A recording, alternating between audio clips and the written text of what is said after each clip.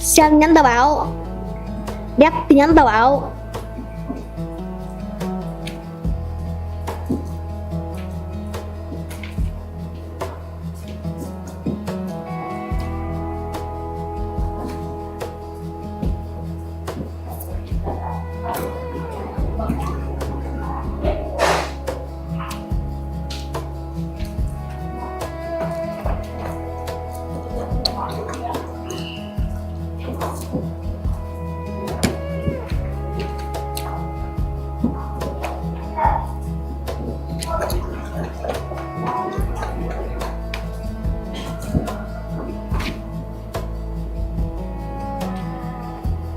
Phương ơi, Phương ơi, nét nhắn nét xưa tao bảo.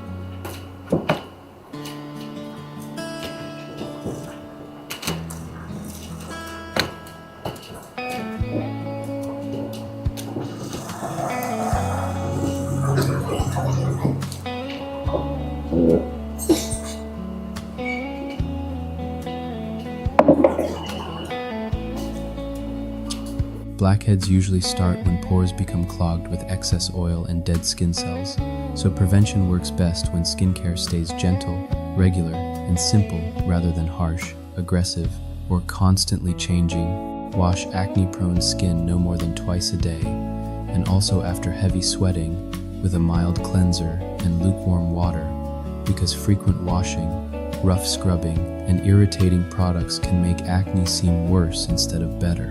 Do not try to squeeze, scrape, or clean out blackheads at home, because that can worsen inflammation and may increase the risk of marks or scarring. Choose oil-free or non-comedogenic skincare, sunscreen, and makeup when possible. Remove makeup before bed, and keep oily hair products away from the face. Over-the-counter ingredients such as salicylic acid can help unclog pores. Adapalene can help prevent clogged pores, and benzoyl peroxide can support acne treatment, but these products may cause dryness or irritation at first, so it makes sense to start slowly. Use a light moisturizer if needed, and give the routine several weeks before judging the results. If acne becomes painful, widespread, scar-forming, or does not improve after a reasonable trial of self-care, seeing a dermatologist is sensible. And now, with that practical advice, set neatly at the front like a clean towel folded on a bathroom shelf, the rest of the evening can belong to a story, because in a small retirement town in North Carolina, where every front porch had a chair reserved for just a minute, and every church bulletin carried at least one item that could ruin a person's afternoon, there lived a 79-year-old widow named Evelyn Hart, who had reached the age where she no longer confused surprise with inconvenience. Surprise was for children, lottery winners, and people who still thought other adults read the full flyer before agreeing to things. Evelyn lived in a soft gray bungalow with white shutters, 2 rocking chairs, and a narrow front garden full of marigolds she defended like a woman protecting a family secret. Her late husband, Tom, had been practical in every major category of life, and gloriously unserious in 3 smaller ones, which turned out to be exactly enough to make him unforgettable. He paid bills on time, rotated tires before they complained, and believed leftovers deserved labels and dates. But he also loved novelty trophies, county fair competitions, and any object that implied a person could win something simply by showing up with confidence. The most ridiculous of those objects, and therefore the most beloved, was a 4-foot-tall silver cup he won at a summer church softball fundraiser after accidentally being named honorary community sportsman because the original honoree failed to appear, and Tom, who had driven the folding tables over in his truck, was the nearest cooperative male with a collared shirt. The trophy had 2 absurd handles, a black plastic base, and a gold plaque engraved with Tom Hart sportsmanship in motion, a phrase that never stopped being funny because Tom moved with the speed and caution of a man perpetually aware of potholes. When he brought the trophy home, he planted it on a little wooden pedestal in the garage and said that every respectable household needed one visible symbol of over-rewarded effort. Evelyn laughed so hard she had to sit down on the cooler. After he died, she could not bring herself to throw it away. It stood there in the garage, still polished, still ridiculous, reflecting bicycles, rakes, and cardboard boxes in its shiny sides, like a monument to a man who had once turned ordinary errands into field triumphs. Evelyn's 2 closest friends were Nadine Willis, age 73, retired church secretary, owner of a floral handbag with enough hidden pockets to support a medium-sized emergency, and a woman who could smell gossip from half a parking lot away, and Frank Dobbins, age 82, former hardware store manager, amateur domino tyrant, and a man who trusted black coffee, extension cords, and his own first impression more than he trusted apps, wellness experiences, or anyone who said, "You're invited," without specifying whether work shoes would be required. Every Thursday morning, the 3 of them met at Ruby's Cafe, where the coffee was strong enough to correct moral drift and the pancakes were so wide they looked municipal. One Thursday in early spring, Evelyn arrived 12 minutes late with an expression so sharpened by annoyance that Nadine lowered her toast before taking a bite, and Frank set down his mug without drinking. "That face," Nadine said, narrowing her eyes, "means either the churchwomen have started a fresh problem, or somebody has used your name in connection with nonsense." Evelyn sat down, placed a stack of pastel cards on the table, and said, "Apparently, I am now the commissioner of the Senior Pickleball Friendship Classic." Frank blinked once. Nadine blinked twice. Ruby herself stopped at the table with the coffee pot halfway tilted. "You're the what?" Nadine asked. Evelyn slid one of the cards across the table. On the front, in teal and coral letters, with 2 crossed paddles and a tiny heart over a net, were the words, "Spring into Play." A tournament for fun, friendship, and fresh starts.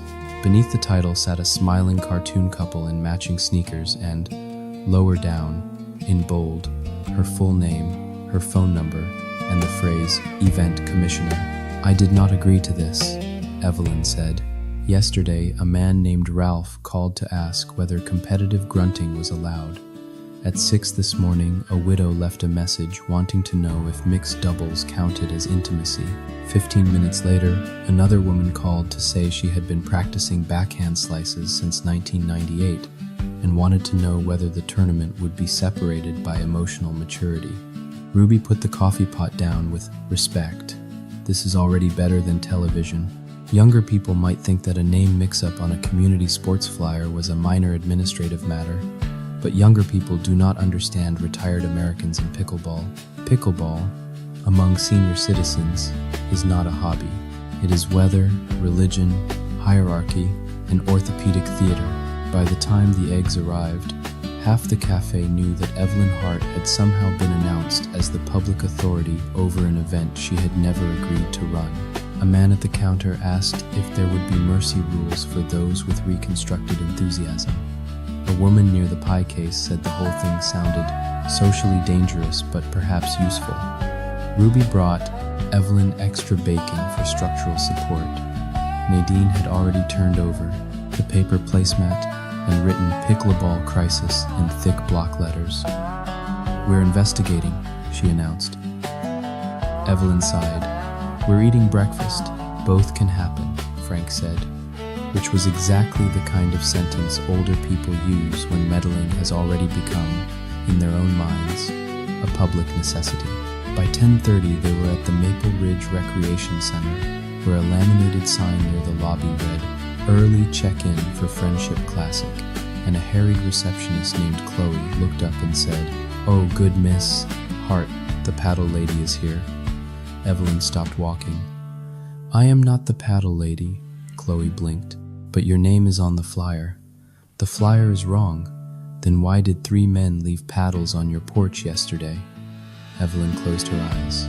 "They what?"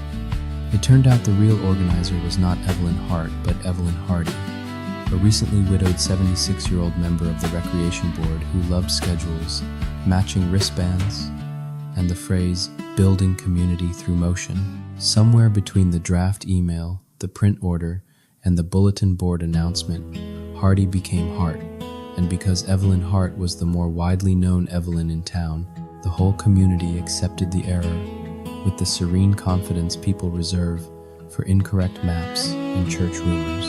When they found Evelyn Hardy in the activity room, arranging scorecards and participant tags into neat piles, she took one look at Evelyn Hart and visibly considered whether faking a medical episode would be inappropriate. "Oh dear," she said.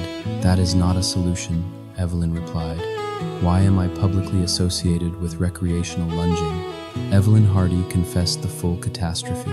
She had indeed planned the Spring into Play Friendship Classic, a fundraiser for the senior shuttle and court resurfacing. She had booked the gym, reserved extra nets, recruited volunteer referees, ordered orange slices, printed brackets, and even had small participation ribbons made for what she called good sportsmanship moments, a phrase Frank declared suspicious on contact. But the proofreader had inserted the wrong Evelyn. No one caught it, and the printed cards had already gone into church bulletins, salon counters, pharmacy stands, library displays, and one dentist's waiting room before correction became physically impossible. So, Evelyn Hart said, in the calm voice that meant danger had become organized, because my husband once owned an absurd trophy, and because your office works with the precision of sleepy raccoons, I am now apparently the czar of senior racket feelings. Paddle, Evelyn Hardy whispered weakly. Do not correct me when I'm right to be furious. Nadine folded her arms. Frank made a sound in his throat, suggesting he found the entire situation morally un-American. How many people are signed up? Nadine asked. Evelyn Hardy looked at the stack. 36 teams. Evelyn Hart stared. Teams. Some are rotating duos. That is not a soothing distinction. She should have walked out. Any reasonable woman would have walked out. But then she saw the participant notes and immediately understood that if she abandoned the event, the result would be emotional injury, preventable shin bruises, and one or two legal phrases nobody wanted attached to a church-supported shuttle fundraiser. One player required a brace-friendly warm-up.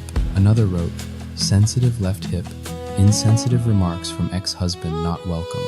Two sisters refused to be placed in adjacent brackets because of the bunco incident. A widower named Jean wanted assurance that scorekeeping would be firm but humane.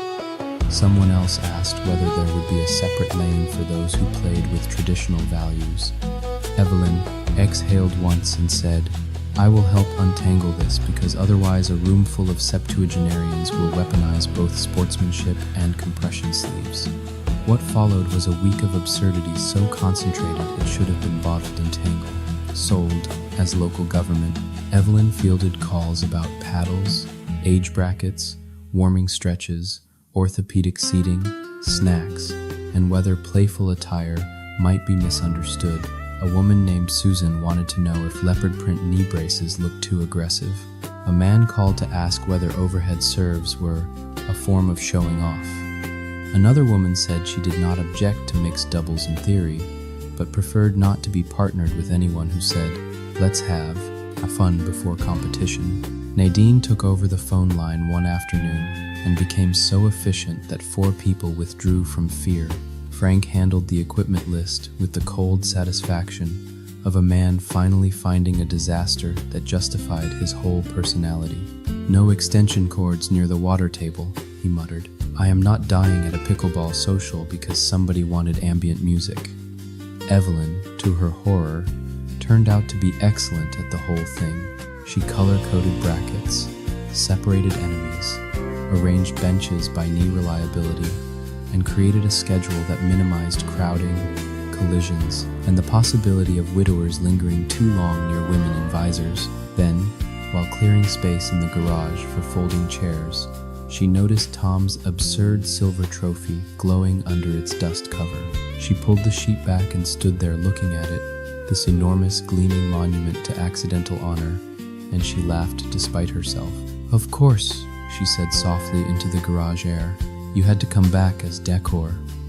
Tournament day arrived on a bright Saturday with a breeze just strong enough to make everyone talk about weather as if it were a political issue. By 8 in the morning, the recreation center looked like an airport run by cardigans. Players checked in with water bottles, backup shoes, ibuprofen, and determined expressions. Folding chairs lined the courts. Orange slices sweated gently on platters. Scoreboards waited. A little table near the entrance displayed Tom's ridiculous silver trophy with a sign that read, Friendship Cup, because Evelyn Hardy had insisted the event needed a visible symbol, and Evelyn Hart had been too tired to argue once the thing was already polished. There it sat, gleaming under fluorescent lights, absurd and proud, and impossible not to notice. That trophy has no business being alive again, Evelyn murmured. Neither do most of us, Frank replied. The players came in waves. There was Gloria in a pink visor and orthopedic sleeves. There was Jean with his humane scorekeeping standards. There were the Temple twins